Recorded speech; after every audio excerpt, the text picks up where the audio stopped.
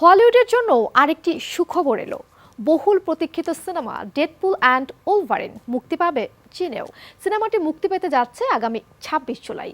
চীনে মুক্তি নিশ্চিত হওয়ার ফলে সিনেমাটি এদিন একই সঙ্গে সারা বিশ্বে মুক্তি পাবে।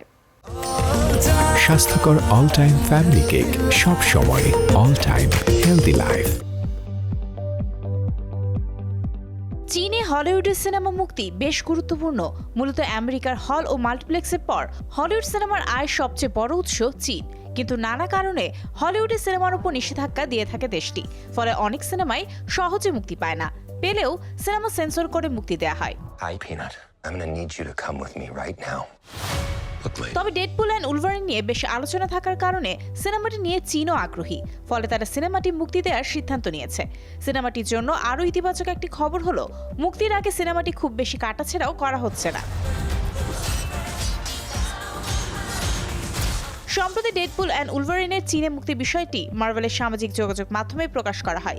সেই সঙ্গে জানানো হয়েছে আগামী ২ জুলাই থেকে সিনেমাটির প্রচারণা চীনে চালানো হবে।